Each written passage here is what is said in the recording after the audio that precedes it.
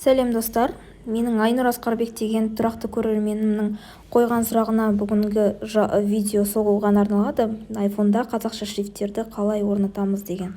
PicsArt программасында қазақша шрифттер айфонда орнатылмайды, өйткені ол платный программа.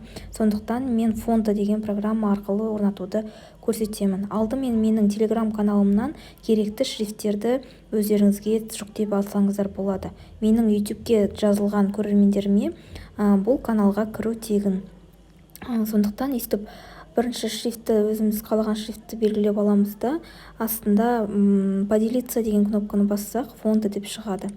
Фонты программасын ашып, install дегенді бассақ, ол шрифтіміз фонты программасына жүктеледі. Сіздер бір шрифтті немесе көп шрифтті сақтап алсаңыздар болады. Содан кейін астында фотоаппараттың суретін басқанда біздің шаблондарымыз ашылады.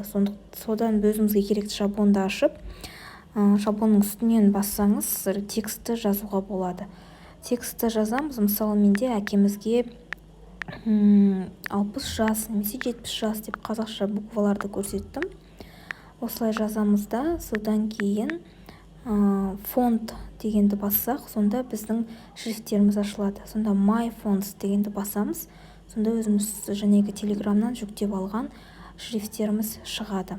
Өйстіп мен осындай шрифтті алуды жөн көрдім. Сондан кейін өзімізге керекті орынға қоямыз да, Style деп бассақ, әртүрлі түстерді таңдап осылай қойғанға болады, өздеріңіздің қалауыңыз бойынша. Сөйтіп осылай, сосын Size'ді бассаңыздар, ол size жәнегі текстіміздің үлкендігін, размерін өзгертеді. Өйстіп size'ді кішірейтіп, үлкейткенге болады. Осылай әдемілеп қойып аламыз. Сосын аяғында өзімізге сақтаймыз.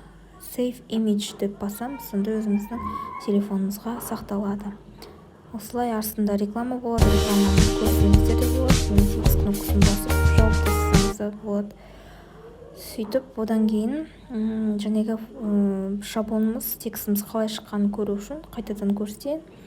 Осылай әдемі, ешқандай бликтар жоқ, өте әдемі ғып шығады. Сондықтан осылай жасайық.